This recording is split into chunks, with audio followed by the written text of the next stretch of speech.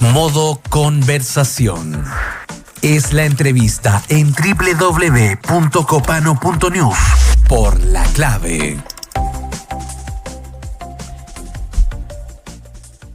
Estamos nada más y nada menos que con el MVP de la literatura nacional, el señor Alejandro Zambra. Literatura infantil está en mi mano, editado por Anagrama, y también por parte del Mundo Independiente, un cuento de Navidad, acá presente, Gris Tormenta. Y es interesante conversar contigo, porque estamos en un país que está perdido, buscando al padre. Y tu obra se ha tratado los últimos, digamos, 15 años, un poco de esas fotos, sobre ser papá.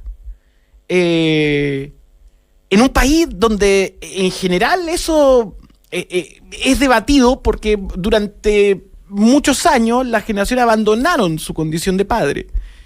Y hoy estamos en un kindergarten, lo que yo llamo una especie de mundo de niños de Pinocho, cuando les crecían las orejas y todos jugaban en el parque de diversiones. El parque de diversiones. Ahí está Yepeto, que tiene algo que conectar con poeta chileno, pero ahora hay un padre biológico también en tu obra, y eso es interesante por tu propio viaje. Y el padre biológico eres tú en este caso. Y el padre biológico que aún así busca ser el padre, porque no solamente el padre biológico es el padre. Alejandro Andrés Zambra Infantes. Hola, muchas gracias por estar acá. Muchas gracias por la días. invitación. Feliz de estar acá porque los escucho, entonces siento como... ¿Desde estoy... Ciudad de Qué México? buena. Sí, claro. Gracias por bien. estar. Siento que estoy de intruso en mis propios sensaciones. Tu view, tu click es nuestro sueldo. Muchas Y gracias. en tus conexiones con Chile también, ¿o no? Sí, pues está muy difícil. Ese otro tema que roza lo que recién generosamente reseñaba Nicolás, que igual todos los que estamos fuera le dedicamos mucho tiempo al problema de cómo informarnos, ¿no? Entonces, a mí me gusta siempre preguntarle a la gente, bueno, ¿cómo te informas realmente, ¿no? O sea, en la vida cotidiana, y parte de esa vida cotidiana es escucharlo a ustedes, escuchar a sus enemigos, ¿no? Está bien. Y darle una vuelta a todo ese espacio. Hay una narrativa en Claro, esto. claro. Somos los únicos parados aquí. Fue un accidente. No, está fue buena. peluca. Alejandro, vienes a Chile por un par de días, 3 días aproximados, ¿no? Tienes una Sí. agenda... Siempre menos de lo que... Tiene una agenda Lo que te copada, gusta entonces te ya. agradecemos mucho, pero quiero partir conversando sobre literatura infantil, un libro que yo catalogo de conceptivo, al contrario de anticonceptivo, porque sabéis que uno lo lee y le dan ganas de ser padre, y no lo digo solo por mí, que lo leí, que no soy padre, sino por muchas reseñas que he leído en redes sociales, Sí. por gente con lo que he comentado el libro, y de verdad la forma en que tú te acercas a la paternidad, desde una masculinidad, desde algo que no está registrado en general, porque no se habla mucho de la paternidad primero. Oye, pero no es la intención de que la gente... Es que yo te digo lo que... tenga hijos. Sebastián arrepentido del misopotrol. Pero es una sensación generalizada. No, yo te hablo de una sensación que he recabado de lectores de esta obra que salió este año y que por cierto ha sido muy bien reseñado y tenido muy buenas críticas después de lo que fue este portento que es poeta chileno, que está acá, que es del 2020 y a mi juicio uno de los mejores libros del siglo XXI. ¡Wow! Español. Perdón que le ponga ese nombre. Mamá, pero- está escuchando esto, por favor. ¿No? un saludo. Llegó el momento, el momento donde querías escuchar lo que siempre pensaste que Sí. te deberían Ah, decir. no, pero yendo listo al libro. Yo leí una reseña en Goodreads que solo esto decía la reseña del libro. Quiero tener un hijo. Nada más. Nada más decía después de haberlo leído. ¿Por qué hiciste eso? Porque ese es un libro que uno quizás dice, puede leerlo incluso como un manual, si uno nunca lo ha sido, pero si no lo lees como manual, lo lees como una exploración profunda a lo que es ser padre, en tu caso de Silvestre. Bueno, hay muchos motivos, pero creo que no se registra el gozo en general, ¿no? O sea, tenemos ese problema en varios ámbitos, ¿no? Que el gozo, el placer, lo que está bien, no, en general no se registra, y no se registra, y es razonable que no se haga, ¿no? Porque no parece que haya ahí nada interesante, pero la verdad es que cualquiera que esté en esa experiencia, la paternidad, que en realidad se puede ampliar, por supuesto, es incluso tributaria de la maternidad, pero también, no sé, la experiencia de los tíos, de los hermanos mayores, ¿no? O sea, de quienes están acompañando el crecimiento de otro ser humano. también hay mucha fragilidad ahí, po, o sea, pero estamos más acostumbrados al discurso neurótico, lo que es razonable, al discurso del dolor que al discurso del amor. Y también, bueno, lo que dices de masculinidad, por supuesto, han cambiado las formas de expresarse en los límites de lo masculino, ¿no? O sea, igual es muy raro decir, no sé, o describirse o definirse como autor heterosexual, ¿no? Suena siempre un poco... Autor heterosexual. Claro. Se le ve Claro. género ya completamente. Pero la verdad es que tampoco escribimos hoy día sin la mediación de Pedro Lemebel, de Manuel Puig, no sé, de Almodóvar, o bien, por supuesto, toda la literatura de mujeres. O sea, lo que entendemos como masculino es distinto hoy día. Es transgresor ser masculino, Claro. en el sentido de la palabra, y dentro de lo positivo, que también tiene su anverso. Bueno, ese es un temazo y yo creo que tenía que ver poeta chileno mucho con eso, ¿no? O sea, esta situación del padrastro, que en realidad pertenece a un grupo al que no quiere pertenecer, ¿no? O sea, y usa una palabra que lo castiga, como todos los sufijos, astro, que cae sobre él, un prejuicio. Igual está de acuerdo con ese prejuicio, ¿no? Es como la posición de muchos hombres también, o sea, ¿por qué tengo que defender a otro hombre, ¿no? Claro. Digo, como problema. A mí me interesa, yo creo que la literatura se registra en esos problemas, o sea, la literatura aparece ahí donde podíamos quedarnos callados, ¿no? Sí, tú sentías que había una problemática ahí. Claro, o sea, donde podemos... Hablar de eso, de paternidad, de... Es que yo sí creo que más allá de los registros biográficos, no biográficos, en la literatura, de pronto, de todo signo, aparecen los debates cuando ya parecía que había puro silencio, ¿no? Y eso pasó hablando de la dictadura en Chile, hablando de cualquier tema. En realidad, claro, uno podría... ya no te sirve el eslogan, no te sirve la pancarta de las causas en las que tú mismo crees, ¿no? Ahí empieza, yo creo, un registro literario que de pronto resulta y a veces no también, o sea... Yo creo que escribir es también estar dispuesto a que no te resulte, pero que lo hacemos por necesidad de ir un poquito más allá de nuestras propias convicciones, de nuestros propios esquemas, ¿no? Se dice que, y esto para quienes no hemos sido padres, podemos probablemente nunca experimentarlo, pero o sea, no te dieron ganas de ser padre. Bueno, o sea, tú me dejaste preocupado con lo que decía... Lo encontré bonito. Sebastián, que era conceptivo. No, lo considero un libro conceptivo. que hace que muestra la parte bonita.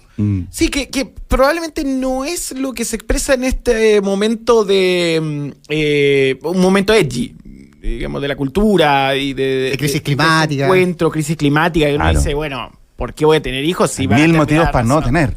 Claro. De hecho, tú, lo que es llamativo es que tú fuiste padre a los 42 años, que es una edad como ya, comillas, avanzada, un hombre lo puede hacer siempre, pero también haces mucho el énfasis porque tu padre te tuvo a los 24 y tú tuviste a los 42, entonces tú haces mucho la diferencia de cómo hubiera sido tener un hijo antes, que tu paternidad fue muy pensada, muy reflexionada y también muy deseada. Es que son preguntas también, pues si no se trata, incluso no se trata, no sé...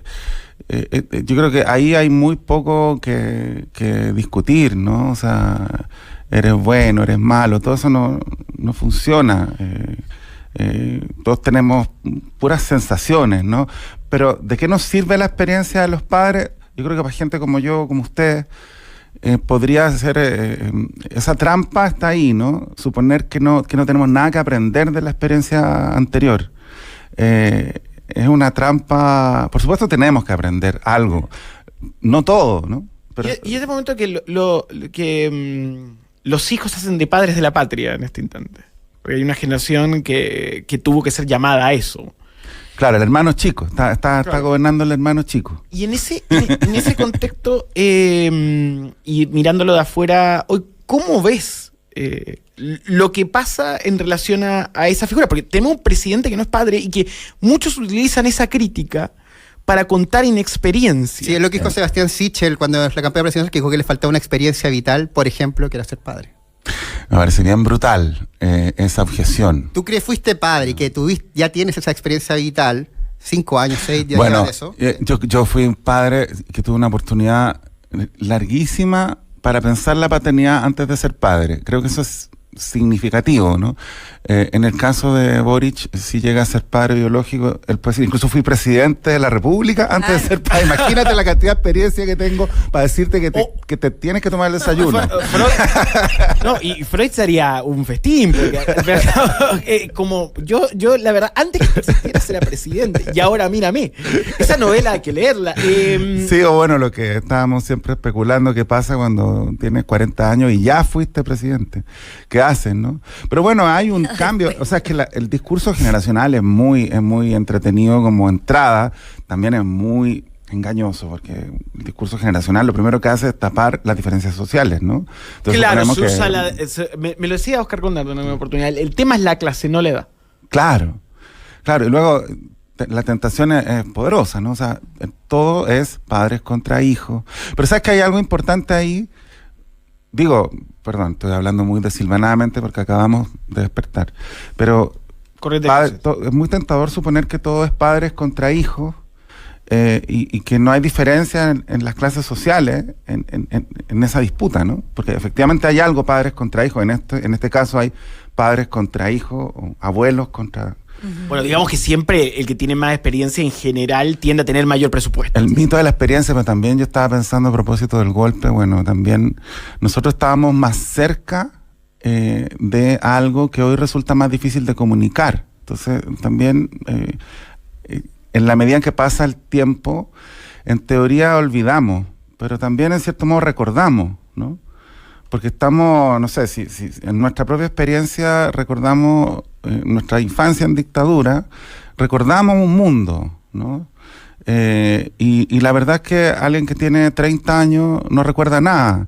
¿Y por qué tendría que recordarlo, ¿no? Entonces, ahí estamos nosotros, en teoría, para contarles cómo era ese mundo. Entonces también hay un error ahí, digamos, ¿no? Me recordaste puede ser aferrarse a ese recuerdo. Un cuadro de ayer que observaba en redes sociales, que era una diputada peronista que iba a las poblaciones y les mostraba una fotocopia del diario cuando Menem era gobernante. Decía, por esto Milei no puede ser presidente. A propósito de esa duda de qué fue el pasado y qué es el presente. Y quiero hacer una conexión directa tampoco junto a Alejandro Zambra, conversando esta mañana, en vínculo a algo que me parece importante de tu literatura, porque es una literatura heterosis desde un plano luminoso. Y uno podría esperar que de tu generación viniera una literatura de la cancelación, los libros de Coquimbo, podríamos hacer una línea. Dentro de la experiencia oscura está ese viaje para los hombres. Y tú tomas otro camino, otra vía, que podría ser la que no estaríamos acostumbrados desde el punto de vista de ese cinismo o otra cosa.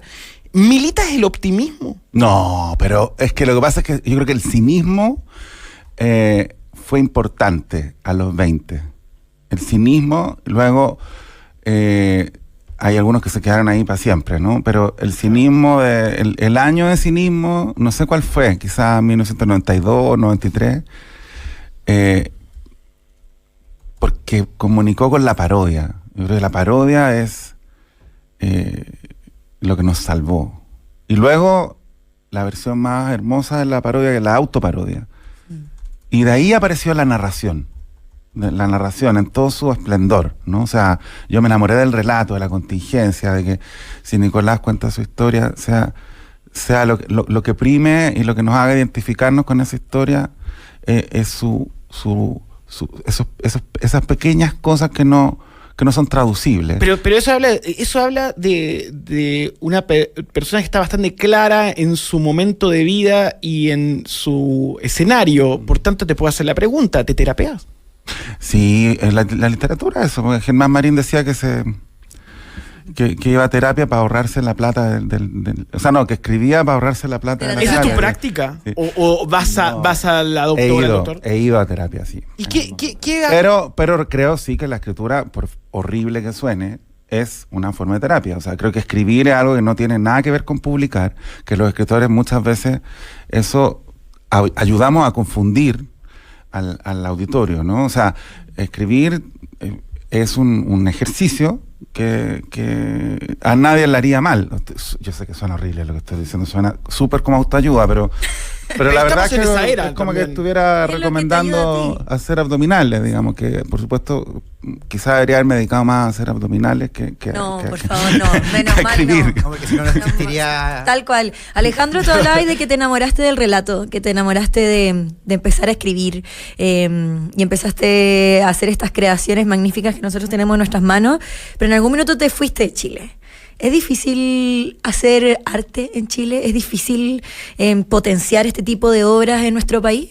No me fui por eso, pero por amor. me fui por amor y es como Pero una aparte de historia eso. completamente, bueno, donde vivimos, porque me enamoré de una mexicana, entonces tiramos una moneda al aire, no, Vaya. decidimos, Ese fue el Chile o cuadro. No, Nueva York, Santiago. claro, pero nos conocimos en territorio neutral y ahí decidimos vivir en México por muchos motivos muy concretos, digamos.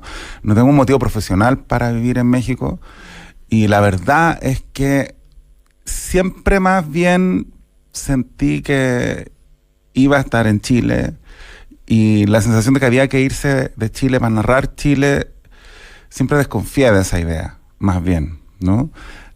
Ahora, quién sabe, tal vez algo de eso hay. Hay una cosa como media ese militante que cree, pero a la hora está afuera. que Y yo me habla del pregunté- país de afuera. Yo me pregunté mucho eso, qué clase de chileno que vive fuera voy a ser, porque Claro. el que cree que las cacha todas, y creo que el estallido nos demostró que no, po. O sea, a mí esa posición, cuando te dicen, bueno, porque todavía, aunque viva hace 7 años fuera de Chile, a veces te preguntan, te entrevistan como chileno, ¿no? En condición de chileno. Y yo lo único que hago es insistir antes de responder, bueno, vivo fuera, qué sé yo. Pero es que sientes eso, sientes que es muy distinto no tener el paisaje en la retina, el ritmo, la sensación física de comunidad, ¿no? O el peso de la compartir, cordillera, claro, que, peso de la que cordillera. también es peso de la noche. Y quiero hacer un apunte sobre eso que me parece muy corto, Sebastián, para que guarde su pregunta, Sí, dale, porque no. usted es un militante de Zambra. Así que le voy a dejar todos los últimos minutos a usted. Cuando uno viaja, no sé si les pasa, a mí me pasa como descansar también del país y me reencuentro en la fila del aeropuerto con alguien reclamando y hablando rápido y digo, como primera señal de volver a casa, a casa que uno no elige. Desde ese punto de vista, y hablando de esto, bueno, viviendo en Ciudad de México, es como Santiago a esta altura, porque van todos para allá. Sí. Pero con esa excepción, ¿qué es lo que nos vuelve parte de esta patria? El lenguaje, ¿no? La O sea, vulgaridad, ¿no? Siempre hay un pico. lo que decía Raúl Ruiz de la posibilidad de hablar sin verbo, ¿no?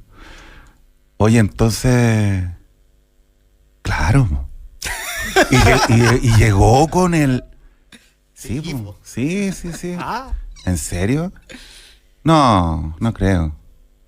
Tal vez, po, ¿no? O sea, esos diálogos realmente es muy difícil. ¿qué? Y no hay equivalente, porque uno dice en todas las lenguas. No, o sea, realmente demasiado... no, mira, yo creo que es una respuesta a esa, pero yo creo que estamos en el proceso, en México, en Chile, en todas partes, pero para mí es algo que solo puede ser chileno, de restablecimiento del diálogo, ¿no? Y parece de pronto muy lejano eso, ¿no? Justo parece que está en crisis porque es el tema, ¿no? O sea, restablecimiento del espacio de comunicación, de los medios de comunicación. Por supuesto, uno podría decir, bueno, los medios de comunicación, echarle la culpa a los medios de comunicación, o lamentar, incluso construir una especie de nostalgia absurda respecto de medios que está bien que hayan desaparecido, ¿no? O sea, todo ese espacio es muy interesante de discutir, pero lo que sí es evidente es que estamos buscando formas de comunicarnos, nuevas formas de comunicarnos, y a veces pareciera que estuviéramos haciendo lo contrario, que estuviéramos haciendo lo posible por no comunicarnos y buscando excusas para no hablar con los demás, pero en realidad lo que está sucediendo es eso, ¿no? Entonces, Para mí eso es algo que tiene que suceder en Chile. Alejandro, independiente de donde estés. ¿y te parece que una buena forma de comunicación es la música también? Porque dijiste que estás escribiendo canciones. No, sí, pero es que eso fue la respuesta. Estas es como son las preguntas extrañas que generan respuestas aún más extrañas. pero claro, estoy rodeado de músicos allá, entonces Sí, me da una envidia atroz. Obvio. Y de repente sale algún texto. Claro, así como me gustaría quejarse de lo que ellos se quejan. Una buena forma de comunicarse. Alejandro, hablaste un poco de lo que es ser chileno en el extranjero, en México. Tú te fuiste por amor en un fragmento muy bonito que tiene Literatura Infantil, que es Jennifer Zambra, que es donde cuenta. Estaban ganas de estar como enamorado. Así, de verdad que logras generar mucha sensación en tu obra, y bueno, por eso te digo como te digo también. Pero en esa línea donde eliges vivir en Ciudad de México, en el Distrito Federal, y donde sigues siendo chileno, y cuentas que tu hijo tiene una patria que es México, una segunda, tu hijo habla como mexicano, tú hablas como chileno. Tú también reivindicas mucho el lenguaje chileno, los modismos, la forma, hace aparecer a tu Maipú también, a la área izquierda del Instituto Nacional, que también fueron tu parte, a los alrededores de Gómez Milla, donde también estudiaste. Entonces, ¿por qué eliges militar en la chilenidad estando afuera? Porque Beto Cuevas de repente cuando se va a México no hace tanto alarde de soy chileno y su timbre es más internacional, pero tú mantienes el chilenismo, que por ejemplo ni Bolaño lo tuvo porque Bolaño era como de 3 países al mismo tiempo, pero tú seguís siendo chileno. Y se fue muy chico Bolaño, ¿no? Sí, fue a los 15 años. Sí, pero tú seguís siendo chileno y no tenés nada de acento mexicano, habláis como... No, sí, digo, en la Plaza es Maipú. que mi hijo me pega mucho, o sea, de verdad es que más me influye, porque pero yo creo que uno sea chilena viviendo fuera, o más bien que solo recuperas tu lengua cuando la pierdes, pues. O sea, pero tú haces un ejercicio consciente de chilenizarte. No, y tú me dijiste, escuché radio chilena, estoy atento. Claro, creo que yo veis los estoy partidos del Colo, demasiado pendiente. Los partidos del Colo también. Claro. Estoy muy en Chile y a veces incluso pienso que debería estar más en México, pero yo creo que uno de verdad solo recupera lo que pierde, ¿no? O sea, el paisaje, la lengua, y viviendo fuera, claro, todos los días hay un pequeño derrumbe lingüístico, no obvio, ¿no? Porque los modismos son obvios, las frases son obvias, como todas estas especies de conclusiones sociológicas son obvias, pero de repente, a mí el ejemplo que me gusta, esos verbos que de pronto te das cuenta que solo se usan así en Chile. De eso solo te das cuenta cuando hay un pequeño cortocircuito, ¿no? O sea, cómo usamos nosotros de todas maneras. De todas maneras, Sí. para nosotros de todas maneras es por supuesto. Claro. Y también para los peruanos me he dado cuenta, ¿no? Y eso es muy raro en el resto de la lengua, ¿no? Bueno, el ejemplo más clásico es luego, ¿no? O sea, solo en Chile luego es al tiro. Entonces, los chilenos dicen luego en España y nos quedamos esperando. Y en te das realidad cuenta al luego momento mucho que lo vas a tiempo responder. después. Un pequeño punto antes de dejarte cerrar, Sebastián. Alejandro está en nuestro país durante toda esta semana, el 16, 17 y 18 de agosto, invitado por BTG Pactual y Anagrama, donde va a estar en una serie de actividades. El 17 a las 6 de la tarde estará en el edificio BTG. Y al día siguiente participará de un encuentro llamado Formas de Volver a Casa con estudiantes en el Municipal de Maipú y además con escritores de la Biblioteca Municipal, siempre importante. La plataforma de BTG Talks está disponible una entrevista con el editor Vicente Undurraga. Sí. Alejandro Zambra, Literatura Infantil de Anagrama, uno de los mejores libros del 2023, me aventuro a decirlo desde ya. Léanlo si pueden, se van a emocionar, va a ser muy bonito. Y lean también, que no lo he leído, pero está acá, un cuento de Navidad donde cuentas tu experiencia como crítico literario en las últimas noticias, donde la academia te despreciaba por escribir el diario más leído de Chile, y ahora estoy seguro que todo el mundo querría tener esa tribuna, y abriste un camino para que la academia deje de ser tan academia y pueda llegar al mundo pop. 18 de agosto a las 7 de la tarde vas a estar presentando literatura infantil en la Sala Seina, así que vamos a estar. Muchas gracias, lo invito a tomar 11 porque han sido tan amables. Perfecto. Ya, pues. ¿Se puede tomar 11 hasta ahora o hay que esperar hasta Podemos tomar desayuno. Bueno. Desayuno. A continuación, Otro la día extraordinaria María Elena Dressel, que estuvo ayer trabajando en feriado en la tele. Ay. Fíjense, chao. Chao, gracias Alejandro.